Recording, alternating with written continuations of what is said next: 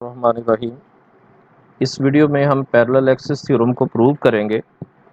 इससे पहले वाली वीडियो में हम पैरेलल एक्सिस थ्योरम की स्टेटमेंट उसको अंडरस्टैंड कर चुके हैं। अगर आप में से किसी ने पहली वीडियो नहीं देखी तो ये प्रूफ देखने से पहले आप इसकी पहली वीडियो जो है वो देख लें, जिसमें हमने इसकी स्टेटमेंट को डिस्कस किया है। पैरेलल एक्सिस थ्योरम के हवाले से अब हम इसका प्रूव करते हैं। तो कंसिडर, ये हमारे पास एक रिजिड बॉडी है। इस रिजिड बॉडी का मास जो है वो m है, कैपिटल M। ये रिजिड बॉडी और इसका मास जो है वो कैपिटल M है।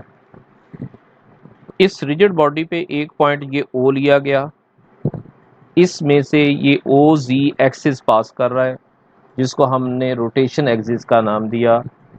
पूरी बॉडी का मोमेंट ऑफ इनर्शिया इस एक्सिस OZ के अलोंग हम कैलकुलेट करना चाह रहे हैं। According to the theorem of parallel axis theorem, हमने एक और एक्सिस लिया जो पहले एक्सिस के पैरेलल है और वो उसके सेंटर ऑफ मास में से पास कर रहा है। लेट्स सपोज इन दोनों के दरमियान जो डिस्टेंस है ये d के बराबर है। दोनों पैरेलल एक्सिस के दरमियान जो डिस्टेंस है उसको हमने d के बराबर लिया। इस रिजिड बॉडी के ऊपर कोई एक एलिमेंट ले लें जिसका मास जो है वो mi है। इस एलिमेंट का सेंटर ऑफ मास से ये वाला डिस्टेंस, लेट्स सपोज ये ri है, और O से इसका जो डिस्टेंस है वो हम सपोज कर लेते हैं वो स्मॉल r के बराबर है। ये वाला डिस्टेंस जो है ये स्मॉल r के बराबर है, ये वाला पॉइंट।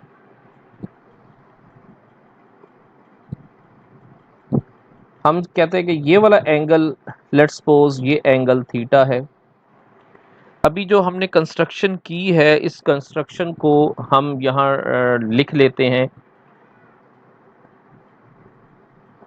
ये सारी की सारी वर्डिंग है, प्रॉपर वर्डिंग जो इससे रिलेटेड है उसको भी हम डिस्कस कर लेते हैं।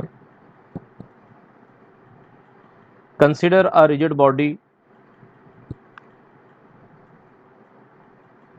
Consider a rigid body of mass m, capital M, cm be the centre of mass. Figure को भी देखते जाएं। cm be the centre of mass of the rigid body. Let O be any arbitrary point in the rigid body at a distance d from the center of mass. We have to calculate moment of inertia of the body about axis OZ.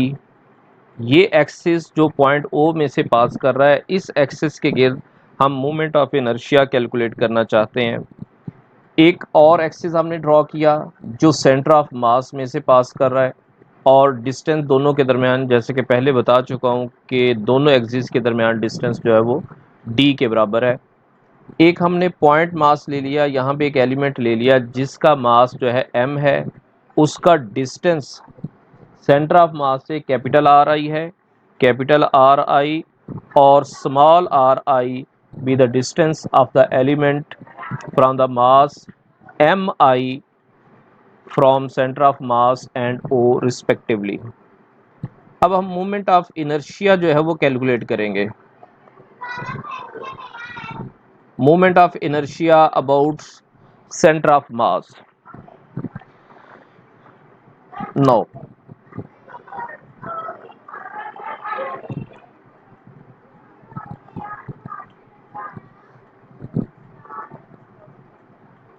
Moment of inertia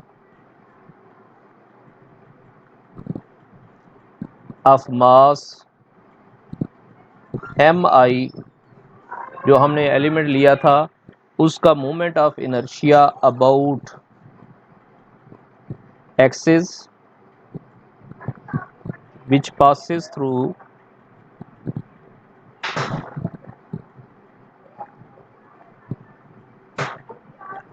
center of mass।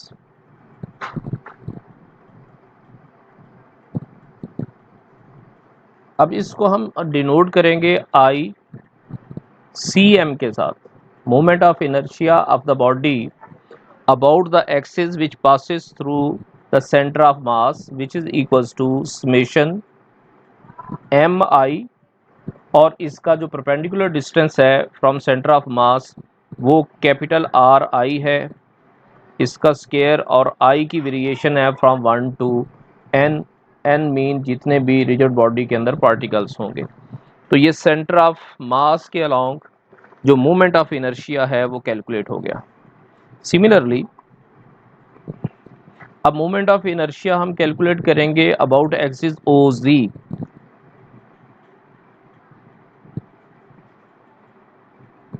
Similarly moment of inertia को हम M I लिख देते हैं short form में। Moment of inertia of mass M I about axis O G. ये वो वाला axis है जो ओ पॉइंट में से पास कर रहा है। इसको हम डिनोट करते हैं कैपिटल आई के साथ। Capital I equals to summation M I and the perpendicular distance from O. Mass m का परपेंडिकुलर डिस्टेंस o से वो आर आई है, इसका स्केयर आ जाएगा। ये इक्वेशन नंबर 2। अब इसमें आर आई की वैल्यूज हम कैलकुलेट करते हैं। आप इस तरह फिगर को देखें, इस फिगर पे हमने लॉ ऑफ कोसाइन को अप्लाई करना है। तो आर स्मॉल आर आई का स्केयर, स्मॉल जब लॉ ऑफ कोसाइन यूज करेंगे तो आर आई का स्केयर इक्वल होगा कैपिटल आर आई इसका स्केयर प्लस डी आई इसका square minus 2 capital R I D I cause of theta. ये आर आई इसका स्केयर इक्वल होगा बाकी दो साइड्स के स्केयर का सम, डी और आर आई इसके स्केयर का सम, माइनस इन दोनों का प्रोडक्ट -2 और दोनों साइड्स का product cosine of the angle of the side opposite to R I which is equals to theta. तो ये कॉस थीटा के बराबर होगा। ये लॉ ऑफ कोसाइन हम यूज करना चाह रहे हैं। बाय लॉ ऑफ कोसाइन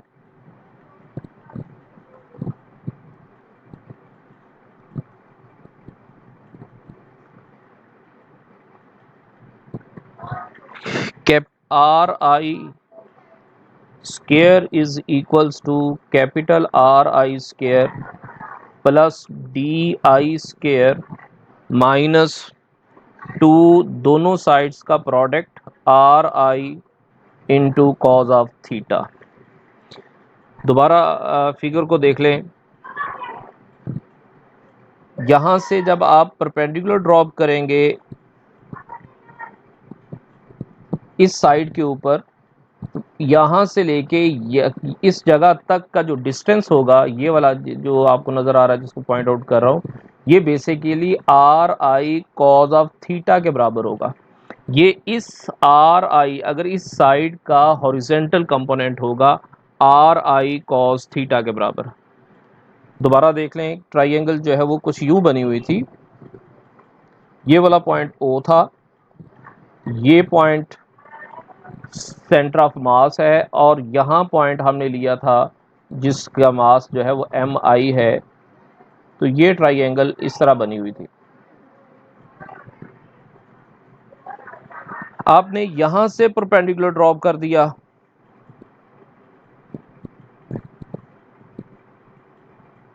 ये परपेंडिकुलर ड्रॉप कर दिया, ये आर आई है ये वाली साइड। तो ये वाला पोर्शन जो होगा ये एंगल थीटा है, ये वाला पोर्शन होगा आर आई कॉस थीटा। यानी इस अगर वेक्टर को कंसिडर करते हैं तो इसका हॉरिजेंटल कंपोनेंट होगा आर आई कॉस थीटा। तो यही आर आई कॉस थीटा को अगर हम यूं लिखना चाहें, but from figure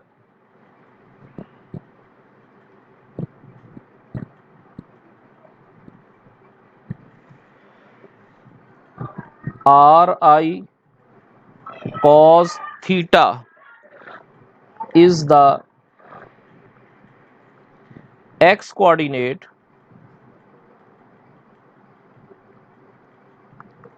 of center of mass। ये जो सेंटर ऑफ मास है ये इसका हॉरिजेंटल कंपोनेंट है, ये इसका एक्स कोऑर्डिनेट है। सो हम लिख सकते हैं R I cos theta is equals to, इसको डिनोट कर देते हैं हम एक्स आई से, उसका हॉरिजेंटल कंपोनेंट है, उसका एक्स कोऑर्डिनेट है। So equation 3 will become, equation 3 में पुट कर दें R I square is equals to capital R I इसका स्क्वायर प्लस डी आई इसका स्क्वायर माइनस 2d, और यहाँ हम लिख देंगे ये एक्स आई के बराबर है। ये इक्वेशन नंबर 4। इस इक्वेशन 4 को इक्वेशन 2 में पुट कर दें, put into second equation में हम इसको पुट करेंगे।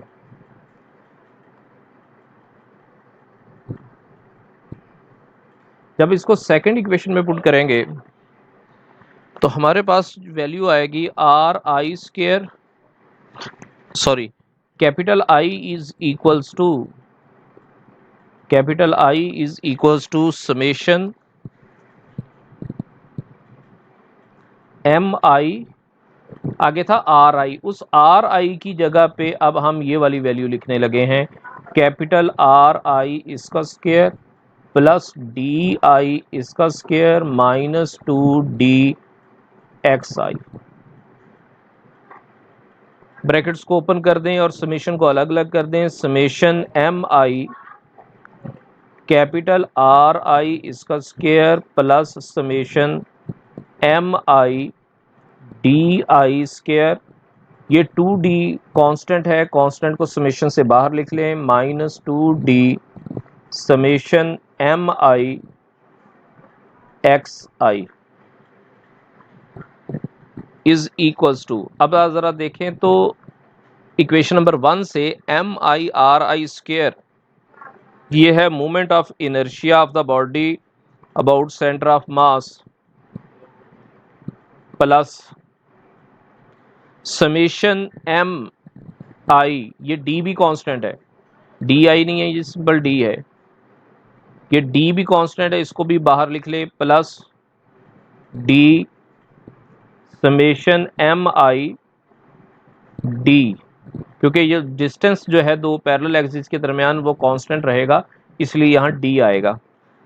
डी को हमने समेशन से बाहर लिख लिया, minus 2d summation M I X I, और आई की वेरिएशन है,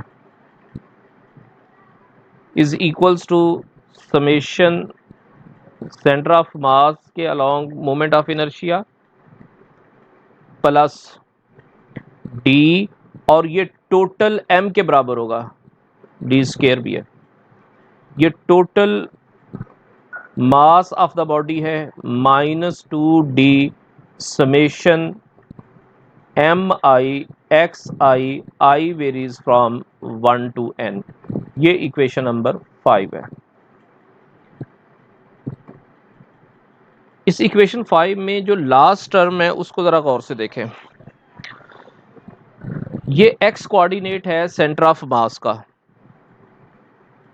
by definition x coordinate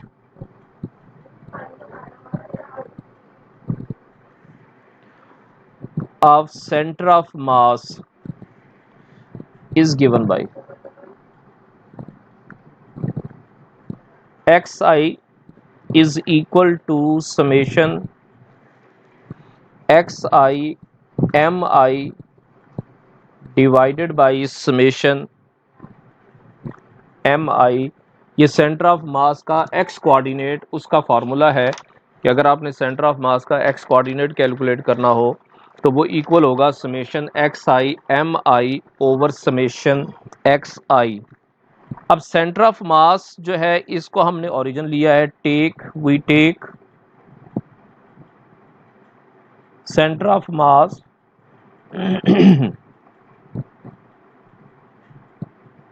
as origin, therefore X I is equals to 0। जब एक्स आई 0 के बराबर है तो ये आप इक्वेशन अब इक्वेशन में पुट करें, 0 is equals to summation X I M I over summation X I implies summation xi mi varies from 1 to n is equals to 0. So equation number 5 implies, उसमें 0 वैल्यू पुट कर दें, i is equals to i center of mass plus md square minus 0, which is the required result. Capital I is equal to c center of mass plus M D square. ये है parallel axis theorem की statement.